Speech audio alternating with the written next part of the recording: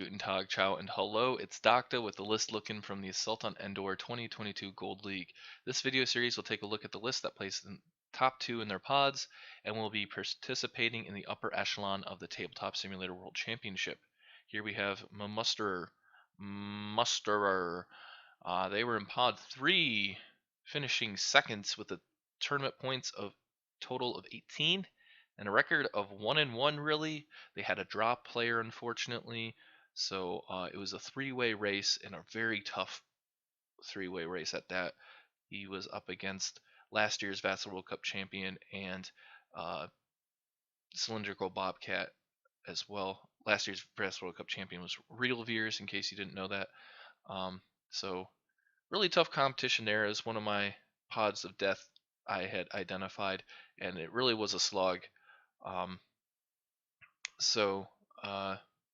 Yeah, he managed to make it out though with a Romodi fleet, one of 14 Imperial fleets, one of 5 Romodi fleets, so almost a third of the Imperial fleets are Romodi fleets. One of those with 5 activations, high amount of activations, but below average amount of deployments. This Romodi list features a 3-point bid, so I'd say about middle of the pack there. And yeah, let's take a look at it. So he's got it's not a lifeboat. It's not a lifeboat, but it's designed to get around surprise attack. He doesn't care about surprise attack. He's Corvus. Surprise him all you want. Corvus is not surprised. She's the officer on this vessel, you know. She'll redeploy. She's very smart, tactical. I enjoyed the Inferno Squadron book, by the way. Yeah, Iden Versio flies the Corvus, if you didn't know that, from the Star Wars Battlefront 2 and the companion novel that kind of is a prequel to the events in the video game campaign. And yeah, so she's the officer on board Romodi's flagship, a Raider 1 Corvette with Ordnance Experts, Disposable Capacitors, and Assault Proton Torpedoes. We got alongside it Admiral Ozzel commanding his officering, commanding I think is the correct word though, an Onager Testbed titled the Cataclysm with Gunnery Chief, Varnillian, veteran gunners, engine techs, and the Red Beam itself. Orbital Bombardment particle cannons. And there's another one with Admiral Titus commanding this one along with Red Beam, Ordnance Experts, veteran gunners, and engine techs. So a lot of dice fixing on these Red Beams, and I think the Raider 1's kind of just there to sweep things up. I can't imagine he'd want to dangle this thing in combat at all. So maybe it's probably just tucking behind the Onagers and following in, and the Onagers will peel out as they take damage with engine techs, and the Raider will kind of fill in and blast away. Although, I guess if that were the case, maybe they would want external ranks. Assault Proton Torpedoes is interesting. And there's 2 Gozanti supporting this fleet, one with Darth Vader, and both have CommsNet. And then there's 2 TIE Fighters rounding out the fleet. So I think this is a pretty fun fleet. I mean, double Onager is pretty nasty. It's one of the 3 double Onagers in the Gold League here.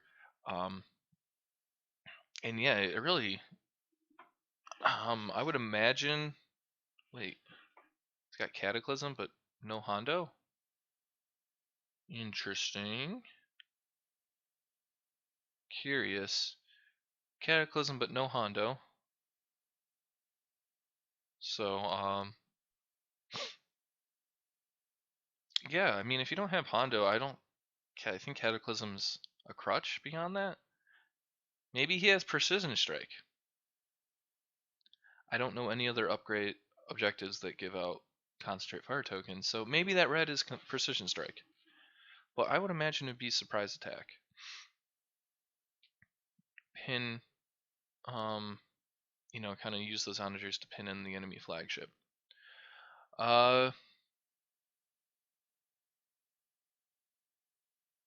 It's not my favorite double Onager build.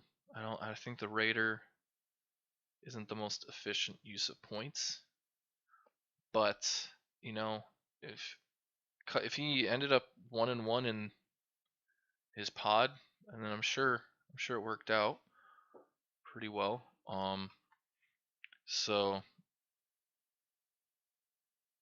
yeah, I bet yeah, I feel like the Raider is just a lot of points that you're kind of holding back or waiting until to get engaged, till your fleet gets engaged properly, rather than something you can bring to bear all at once. Yeah, overall though, I don't really know what I would replace this with.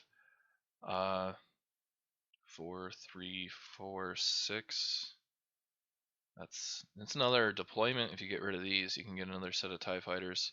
Get rid of Iden, Ordnance, Disposable, and Assault Proton Torpedoes and make this a lifeboat. Not a terrible idea, I think. No, extra deployment never hurt anyone. But overall, it's a double Onager fleet. You can't really go wrong with those. They're very strong. So yeah, I think Persistent Strike might be a red. Surprise Attack might be the red. Yellow, it could be anything. 5 activations could mean abandoned mining facility, but that would mean dust clouds. Tested outpost could make sense. Just kind of blast away there. Asteroid tactics makes sense to me, I think.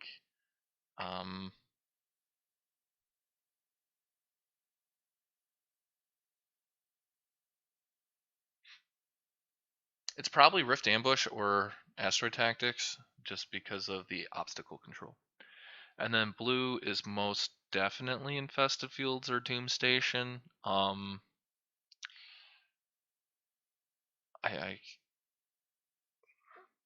just moving those obstacles around and giving control, keeping control. The red could also be Ion Storm, again because he has the obstacle placement choices there. So I guess the some things to consider there for that fleet, and we'll see how he does. He's a really great player. He's done really well on the Separatist faction, so in a tournament setting, that is, he's done really well on the Separatist faction earlier than others. So him on double Onager should mean some success for him in the Gold League, and we'll see. Stay tuned. Check the video description to see how he did. I'm going to be updating that in November once the tournament concludes. And yeah, thank you for watching this list look-in. For the other list look-ins, check out the playlist. And yeah, keep it real, y'all.